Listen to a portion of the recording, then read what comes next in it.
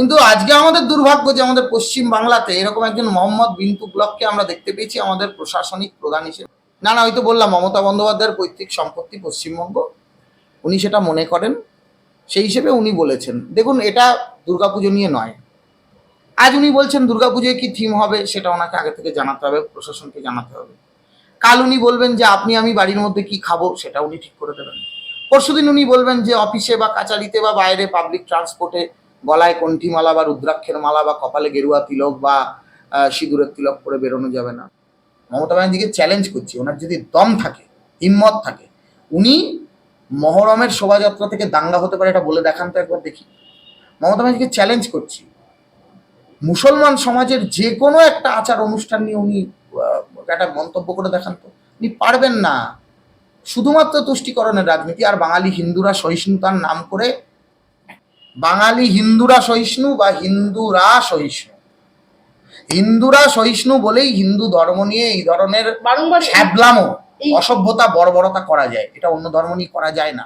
ধরুন আমার জায়গায়, আমার কথা ছেড়ে দিন, কোনো পুজো কমিটি যদি মা দুর্গার মুখটা সন্দেশখালীর নির্যাতিতা কোনো মায়ের মুখের সাথে করেন, সেটা রেখাপাত্র হতে পারে, সেটা মাম্পি দাস হতে পারে, আর অনেকেই হতে পারে, আর মহিষাসুরের মুখটা যদি শেখ শাহজাহানের মতো, কেমন লাগবে বলুন তো? তাহলে সম্প্রীতির একা ঠিকাদার কিন্তু বাঙালি হিন্দুরা বা হিন্দু সম্প্রদায় নয়, এটা মমতা ব্যানার্জিটা বারবার ভুলে যান। মানে ববি হাকিমের যুক্তি অনুসারে যারা অমুসলমান তারা সবাই দুর্ভাগ্যজনকভাবে অমুসলমান হয়েছেন। তার মানে মমতা ব্যানার্জি দুর্ভাগা, অভিষেক ব্যানার্জি দুর্ভাগা, সৌগত রায় দুর্ভাগা, আমাদের কালারফুল বয় মদন মিত্র দুর্ভাগা, দেবাশিস কুমার দুর্ভাগা, আমাদের শোভন চট্টোপাধ্যায় দুর্ভাগা, শোভনদেব চট্টোপাধ্যায় দুর্ভাগা, রাজ্যের মুখ্যমন্ত্রী মমতা ব্যানার্জি দুর্ভাগা, ওনার ভাইপো অভিষেক ব্যানার্জি দুর্ভাগা। তাহলে আমার বক্তব্য হচ্ছে তাহলে সবাই দুর্ভাগা।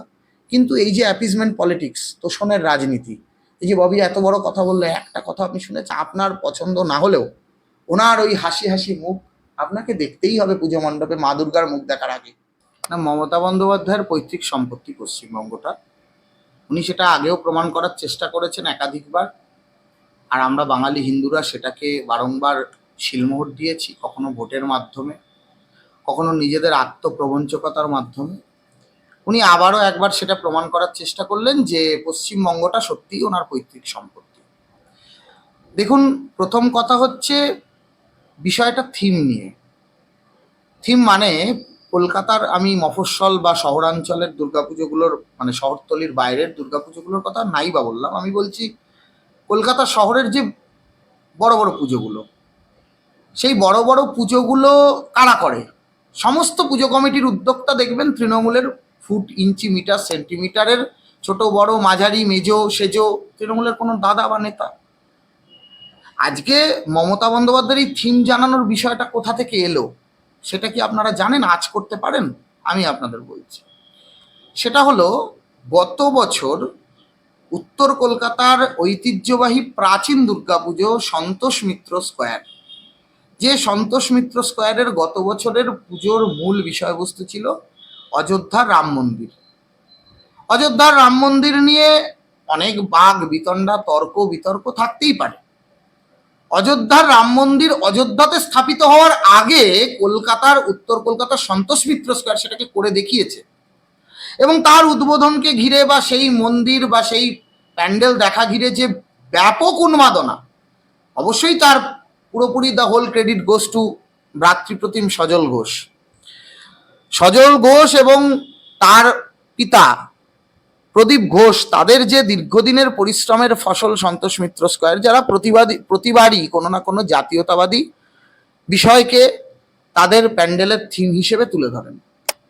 রাম মন্দিরের এই থিম তুলে ধরা নিয়ে আপনারা দেখেছেন বা আপনারা দেখিয়েওছেন মিডিয়ার মাধ্যমে যে গত বছর কিভাবে সজলের পুজোকে বা সন্তোষ মিত্র স্কোয়ারের পুজোকে ক্যালকাটা পুলিশ থেকে শুরু করে অ্যাডমিনিস্ট্রেশনের বড় বড় হোমরা চোমরা নেতারা, কর্তা ব্যক্তিরা, তারা কিভাবে হ্যাকেল করেছে। কখনো লাইট নিভিয়ে দেওয়া, কখনো প্যান্ডেলে ভিড় বেশি হচ্ছে বলে প্যান্ডেলের কি বলবো, প্যান্ডেলের ব্যবস্থাকে অব্যবস্থা প্রমাণ করা, এ ধরনের বিষয়বস্তু ঘিরে সজলের পুজোকে আটকানোর একটা চেষ্টা হয়েছে। এখন মাননীয়ার এই পুজোর ব্যাপকতা দেখার পর থেকে, বা কলকাতা শহরের যে প্রায় 50টার কাছাকাছি ওয়ার্ডে ব্যাপক পরিমাণে ভারতীয় জনতা পার্টির ভোটের বৃদ্ধি হওয়ার কারণে যে আতঙ্ক, সেই আতঙ্কটার থেকেই খুব সম্ভবত ওনার এই ধরনের সিদ্ধান্ত। এখন আমরা ইতিহাসে মোহাম্মদ বিন তুগলকের কথা পড়েছি, আমরা মোহাম্মদ বিন তুগলককে দেখিও নি, আমরা মোহাম্মদ বিন তুগলক সম্বন্ধে ইতিহাসে যতটুকু পড়েছি ঐতিহাসিকদের বিবরণ থেকে ততটুকুই জানি। কিন্তু আজকে আমাদের দুর্ভাগ্য যে আমাদের পশ্চিম বাংলাতে এরকম একজন মোহাম্মদ বিন তুগলককে আমরা দেখতে পেয়েছি আমাদের প্রশাসনিক প্রধান হিসেবে, রাজ্যের মুখ্যমন্ত্রী হিসেবে। কোন প্যান্ডেল কি থিম করবে, সে প্যান্ডেলটা যদি তৃণমূলেরও হয়, সিপিএমেরও হয়, কংগ্রেসেরও হয়, সিপিএম তো ছেড়ে দিন, থুড়ি, ওরা তো ধর্ম আফিমের নেশা বলে ধর্ম ফর্ম মানে না, কিন্তু দুর্গাপুজোর প্যান্ডেলের বাইরেই ওদের গণদাবি স্টল বসাতে হয়, লেনিন কালমার্ক্সের বইয়ের দোকান বসাতে হয়।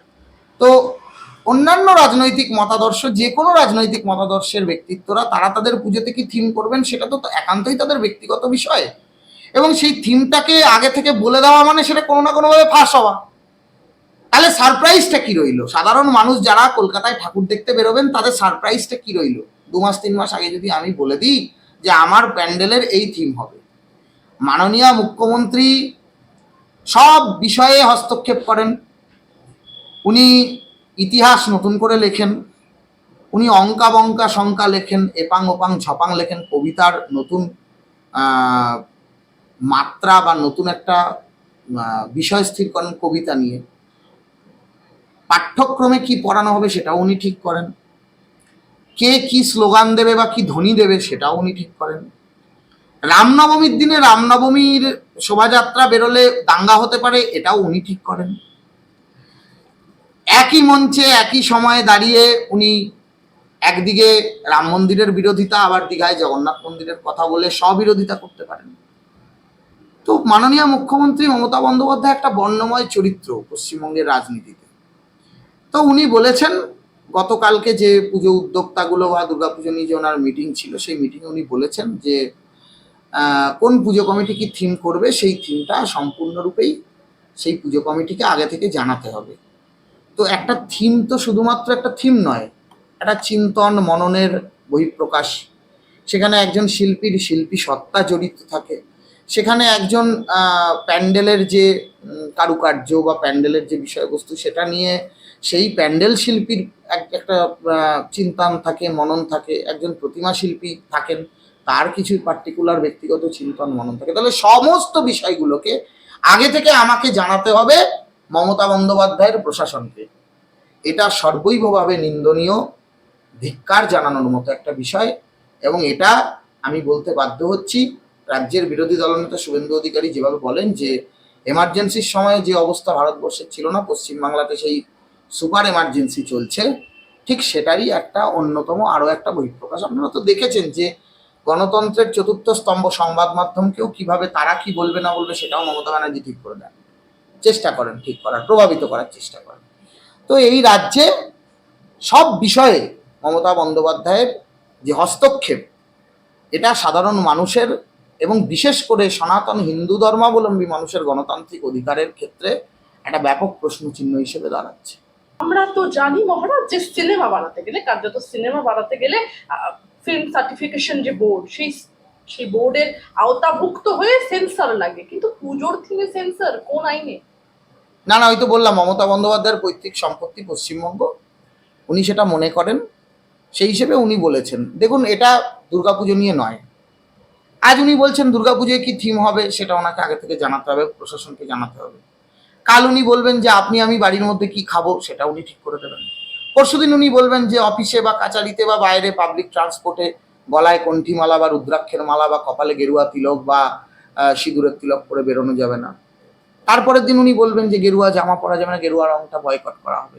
তারপরের দিন উনি বলবেন নীল সাদা রঙের জামা পরে বেরোতে হবে। মানে আমি বলছি, মানুষের সর্বস্তরের গণতান্ত্রিক অধিকারে যে হস্তক্ষেপ করার যে ইতিহাস মমতা বন্দ্যোপাধ্যায় তার রাজনৈতিক জীবনে মুখ্যমন্ত্রী হিসেবে রেখেছেন, উনি তো সেই পথেই কন্টিনিউ করছেন, এবং এটা গণতন্ত্রের ক্ষেত্রে লজ্জা, একজন শিল্পীর শিল্পী সত্তার বহিঃপ্রকাশের ক্ষেত্রে লজ্জা, এবং সাধারণ মানুষের যে এক্সপেকটেশনস সেটার ক্ষেত্রেও সেটাকেও কোথাও না কোথাও আঙুল দেখানোর একটা মাধ্যম করে তুলছেন মমতা বন্দ্যোপাধ্যায়। হিন্দুদের জন্য কি বাংলায় এমার্জেন্সি চলছে? একদম। আপনি বলুন, মমতা ব্যানার্জির যত রকমের আইন, ধরুন দুর্গাপুজোর বিসর্জন মহরমের তাজিয়া বেরোবে বলে সন্ধ্যে 6টার মধ্যে করতে হবে। এই কথাটা কে বলেছেন? রাজ্যের মুখ্যমন্ত্রী মমতা বন্দ্যোপাধ্যায়। তারপরের পরিণতিটা কি হয়েছে? 2016-তে বলেছেন, হাইকোর্টের কাছে থাপ্পড় খেয়েছেন, চড় খেয়ে বাড়ি চলে গেছেন। দুর্গাপুজোর প্রতিমা বিসর্জন এবং মহরমের মিছিল একসাথে হয়েছে। 2017 সালে সেম কথা বলেছেন, একই জায়গা দিয়ে গেছে, আবার হাইকোর্টের কাছে থাপ্পড় খেয়েছেন। 2018 সালে বলেছেন, একইভাবে থাপ্পড় খেয়েছেন। কিন্তু লজ্জা হচ্ছে কোথায়? মানবিকতা বোধ কোথায়? তো মাননীয় মুখ্যমন্ত্রীর এই সমস্ত ওই সুকুমার রায়ের কবিতা শিব ঠাকুরের আপন দেশে আইন কানুন সর্বনেশে, তো সেই শিব ঠাকুরের আপন দেশটা মনে হয় পশ্চিমবঙ্গ। আর এখানে মাননীয় মুখ্যমন্ত্রী বোধহয় সুপ্রিমো, অল ইন অল। আজকাল তো মাঝে মধ্যে মনে হয় যে আমরা ভারতবর্ষের মতো একটা গণতান্ত্রিক দেশে বাস করি, না গণপ্রজাতন্ত্রী বাংলাদেশে বাস করি, বা পাকিস্তানে বাস করি, বা আফগানিস্তানে বাস করি, সেটা মনে হয় আমাদের আজকাল। তো মমতা বন্দ্যোপাধ্যায়ের এই সমস্ত অঙ্গুলি হলেন, এই ধরনের বাগবিতণ্ডা, এই ধরনের কচকচানি, সবটাই কেবল হিন্দু ধর্মকে নিয়ে। আপনি আমাকে বলুন, মমতা বন্দ্যোপাধ্যায় কোনোদিন মহরমের মিছিলে অস্ত্রশস্ত্র নিয়ে মিছিল হবে, সেখান থেকে দাঙ্গা হতে পারে, উস্কানি হতে পারে, এরকম কথা বলেছেন? আপনি দেখাতে পারবেন একটা ভিডিও ক্লিপিংস? মমতা বন্দ্যোপাধ্যায় কখনো বলেছেন যে বকরিদের সময় যেভাবে নির্বিচারে পশুগুলোকে হত্যা করা হয়, আমি বলছি গো মাংস বা গো মাতাদেরকে হত্যা করা হয়, মমতা বন্দ্যোপাধ্যায়কে শুনেছেন কখনো তার বিরুদ্ধে একটা মন্তব্য করতে? মমতা বন্দ্যোপাধ্যায়ের ভোট ব্যাংকের রাজনীতি সম্পূর্ণরূপে তোষণ, তোষণ এবং তোষণের রাজনীতি। মমতা বন্দ্যোপাধ্যায় হজ টাওয়ার তৈরি করতে পারেন, মমতা বন্দ্যোপাধ্যায় ইমাম মুয়াজ্জিনদের ভাতা দিতে পারেন, মমতা বন্দ্যোপাধ্যায় পুরোহিত ভাতা দেন না। পুরোহিত ভাতা যেটা তৃণমূল কংগ্রেস দেয় বলে দাবি করে, সেটা তো শুধুমাত্র লিমিটেড কিছু জায়গায় এবং কিছু লিমিটেড পুরোহিতদের ক্ষেত্রে। সর্বস্তরের পুরোহিতদের ক্ষেত্রে কি দেওয়া হয়? পশ্চিম বাংলাতে আপনাদের সংবাদ মাধ্যমের মধ্যে দিয়ে আমি পশ্চিম বাংলার সাধারণ মানুষকে, শুধু নাগরিকদেরকে জিজ্ঞাসা করতে চাই যে আজকে পশ্চিম বাংলার বিভিন্ন প্রত্যন্ত গ্রাম, যেমন ধরুন বাঁকুড়া, পুরুলিয়া, মুর্শিদাবাদ, মালদা, উত্তর দিনাজপুর, দক্ষিণ দিনাজপুর, এই সমস্ত এতদ অঞ্চলের একটা হিউজ সংখ্যক মানুষ যারা আর্থিকভাবে অনেকটাই পিছিয়ে পড়া সম্প্রদায়, পুরোহিত ব্রাহ্মণ, যারা যাজনিক কর্ম সর্বস্ব হয়ে লোকের বাড়িতে কালী পুজো, লক্ষ্মী পুজো, সত্যনারায়ণ পুজো, শনি পুজো কিংবা ইতু পুজো, শুভচনী পুজো করে কাটান, তাদের কতজন ব্রাহ্মণকে পশ্চিমবঙ্গের রাজ্য সরকার পুরোহিত ভাতা দিয়েছে? আপনি দেখাতে পারবেন? পারবেন। মমতা বন্দ্যোপাধ্যায়ের এই রাজনীতিটা শুধুমাত্র অ্যাপিসমেন্ট পলিটিক্স, তোষণের রাজনীতি, এবং শুধুমাত্র মুসলমান ভোট ব্যাংককে সম্পূর্ণরূপে সুরক্ষিত করার রাজনীতি। আর তার সম্পূর্ণরূপে যত রক্তচক্ষু হচ্ছে হিন্দু ধর্মাবলম্বী, হিন্দুদের পুজো কমিটি, হিন্দুদের আচার অনুষ্ঠান, হিন্দুদের মত পথ এবং সমস্ত কিছুর বিরুদ্ধে। এটা পরিষ্কার। যা সময় এসেছে এমতো অবস্থায় এরপর কি মা দুর্গার মূর্তির ছবিটাও আগে পাঠিয়ে রাখতে হবে? কারা কারা আসছে সেই গেস্ট লিস্টও আগে থেকে পাঠিয়ে রাখতে হবে? শুধুমাত্র দুর্গাপুজো যারা করে তারা সহিষ্ণু বলে সরকার এতটা বাড়াবাড়ি করতে পারে? অন্য কোনো ধর্মীয় অনুষ্ঠানে তাদের উদ্যোগ, দুর্গাপুজো যারা করে তারা সহিষ্ণু নয়। বাঙালি হিন্দুরা সহিষ্ণু বা হিন্দুরা সহিষ্ণু। হিন্দুরা সহিষ্ণু বলেই হিন্দু ধর্ম নিয়ে এই ধরনের বারংবার ছ্যাবলামো, অসভ্যতা, বর্বরতা করা যায়। এটা অন্য ধর্ম নিয়ে করা যায় না। মমতা ব্যানার্জিকে চ্যালেঞ্জ করছি, ওনার যদি দম থাকে, হিম্মত থাকে, উনি মহরমের শোভাযাত্রা থেকে দাঙ্গা হতে পারে এটা বলে দেখান তো একবার দেখি। মমতা ব্যানার্জিকে চ্যালেঞ্জ করছি, মুসলমান সমাজের যে কোনো একটা আচার অনুষ্ঠান নিয়ে উনি একটা মন্তব্য করে দেখান তো। উনি পারবেন না।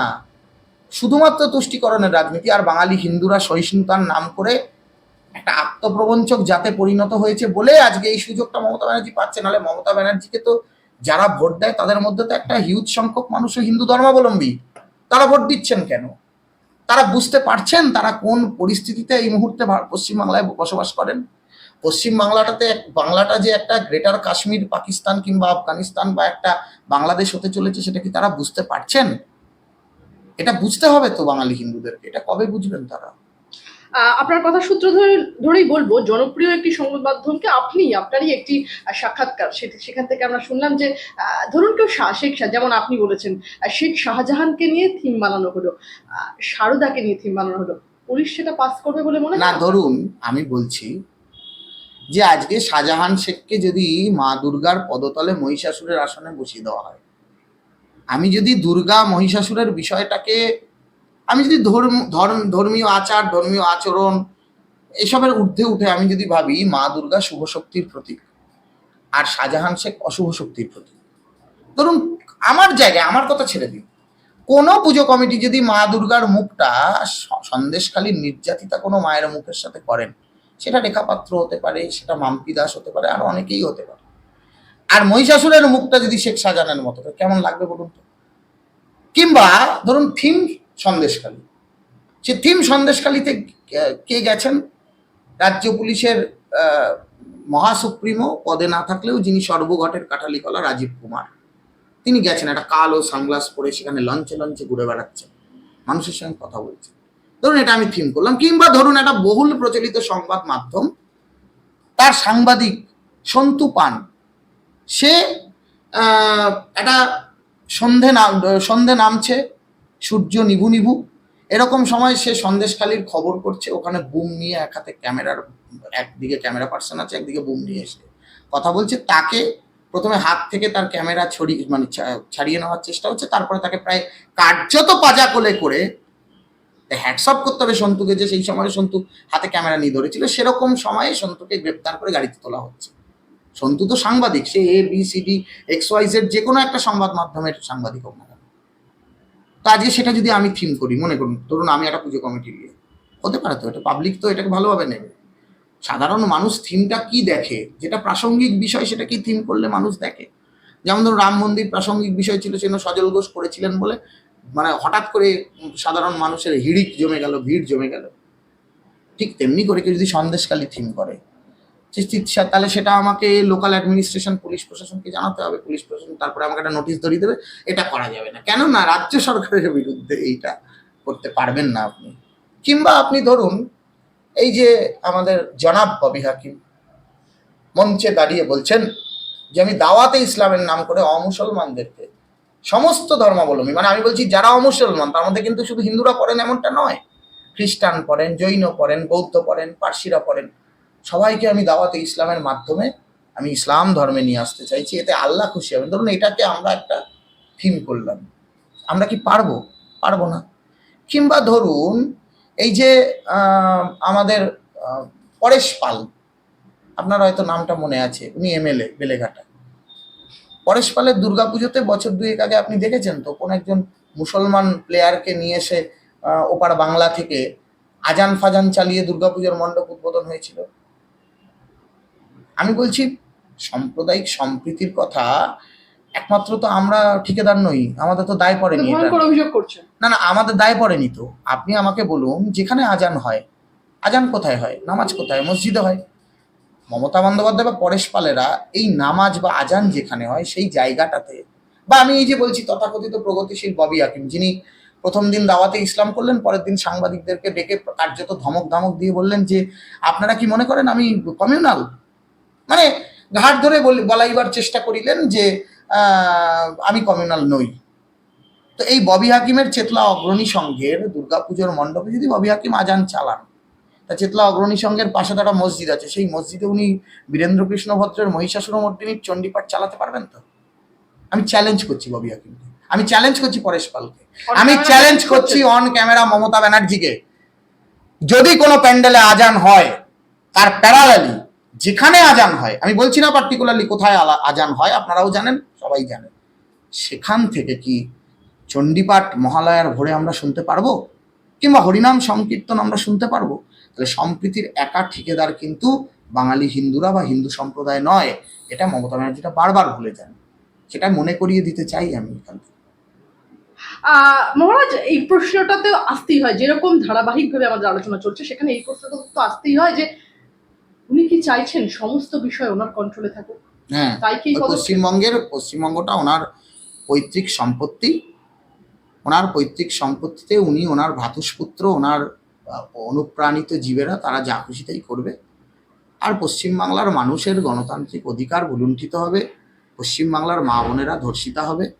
আবার ধর্ষণ করলে পরে উনি তো রেট বেঁধে দিয়েছেন, ধর্ষণের কি, কতটা ধর্ষিতা হলে পরে কত টাকা তাকে ক্ষতিপূরণ দেওয়া হয়, কে ধর্ষিত হলে কাকে কি, তার ক্ষেত্রে কি মন্তব্য করা হয়। যেমন ধরুন বিরোধী রাজনৈতিক দলের কোনো নারী যদি ধর্ষিতা হয়, বা তার পরিবারের দূর দূর পর্যন্ত যদি এরকম কোনো খবর জানা যায় যে তার দূর দূর পর্যন্ত পরিবারের কেউ অন্য কোনো রাজনৈতিক দল করে, আমি বলছি না সেটা বিজেপি, আমি বলছি সিপিআইএম, মার্কসবাদী কমিউনিস্ট পার্টি হতে পারে, এসিসি হতে পারে, ফরওয়ার্ড ব্লক হতে পারে, কংগ্রেস হতে পারে, তাহলে সঙ্গে সঙ্গে বলে দিতে হবে সেই মেয়েটা অবৈধ প্রণয়ে লিপ্ত ছিল, সেই মেয়েটা বন্ধু বান্ধবের সাথে ফুর্তি করতে গেছিল। এগুলো কারা বলেন? এইসব কথাগুলো আপনারা তো দেখছেন বিগত বছর খানেক ধরে এই ধরনের মন্তব্যগুলো তো রাজ্যের মুখ্যমন্ত্রী বা তার দলের লোকেরাই করেন।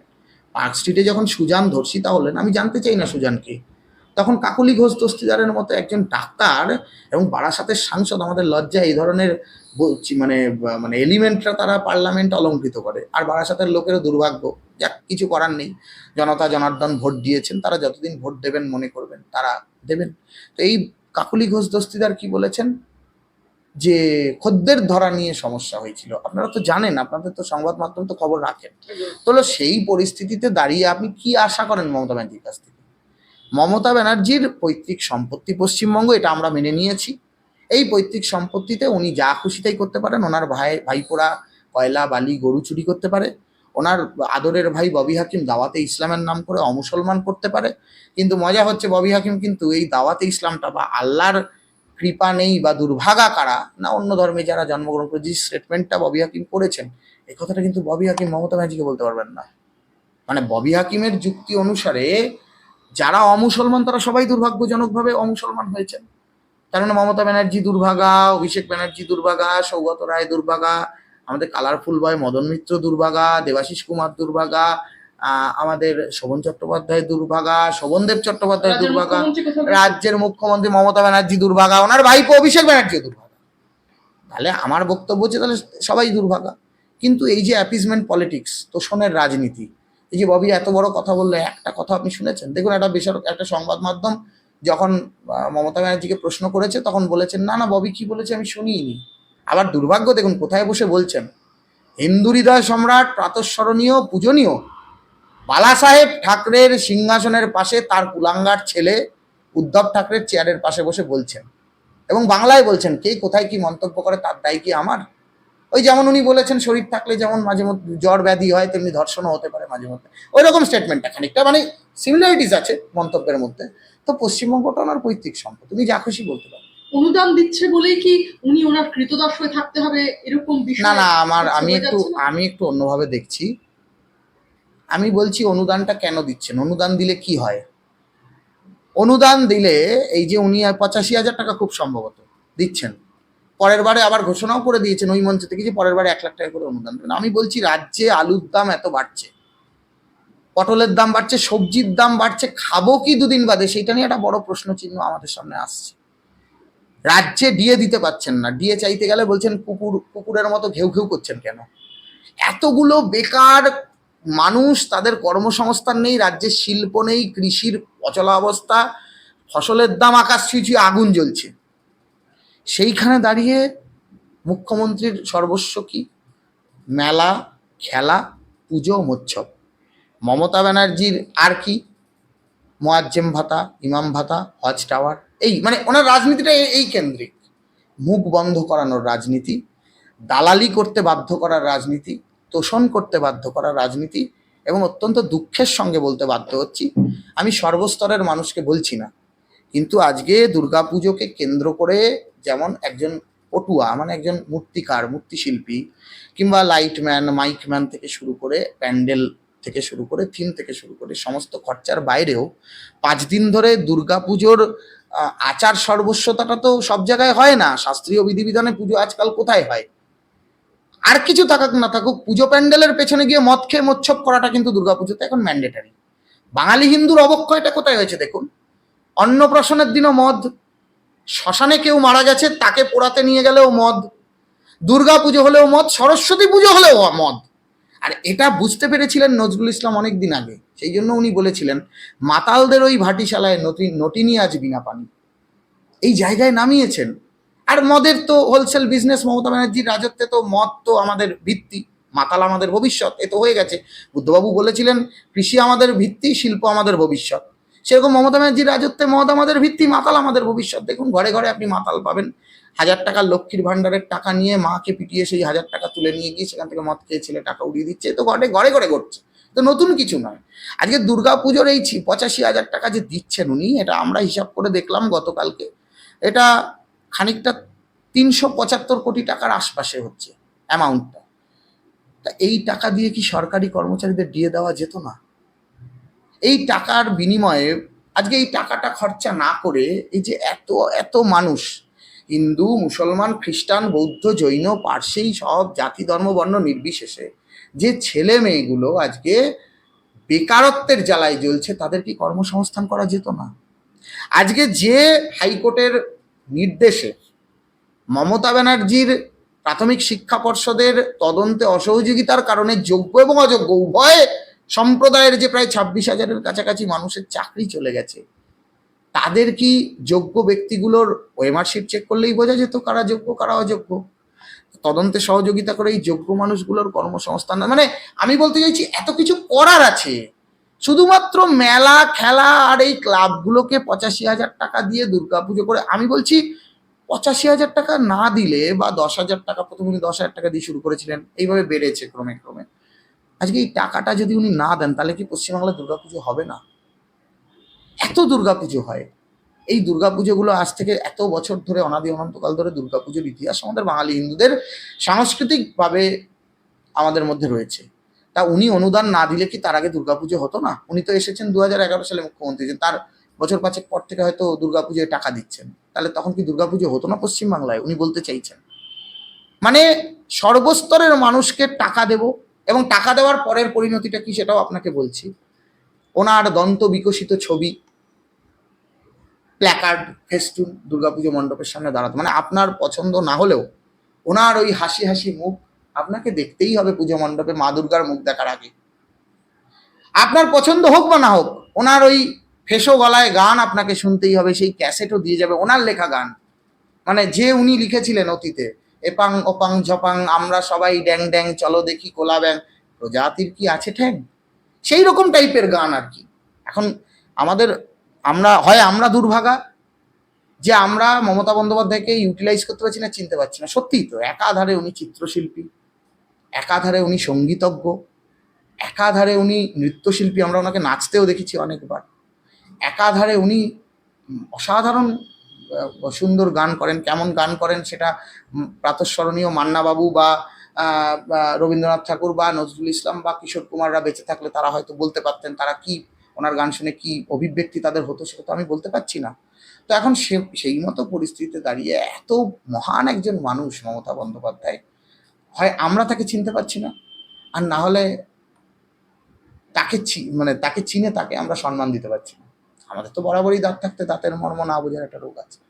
উনি গান গাইবেন, উনি নাচ করবেন, উনি ওনার দন্ত বিকশিত ছবি ওনার মমতা বন্দ্যোপাধ্যায়ের অনুপ্রেরণায় লিখে, যেমন পাবলিক টয়লেটগুলো দেখেছেন তো, টয়লেটের বাইরেও লেখা থাকে আজকাল মমতা ব্যানার্জির অনুপ্রেরণায় টয়লেট বানানো হয়েছে।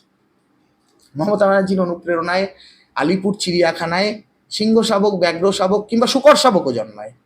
মমতা ব্যানার্জির অনুপ্রেরণায় শাহজাহান শেখ জন্মায় না, কিন্তু তখন কিন্তু উনি বলেন কে কোথায় কি করছে আমি জানি না। মমতা ব্যানার্জির অনুপ্রেরণায় দাওয়াতে ইসলাম দেওয়া ববি হাকিম জন্মায় না কিন্তু। তো মমতা ব্যানার্জির অনুপ্রেরণা আপনাকে দেখতে হবে মা দুর্গার মুখ দেখার আগে।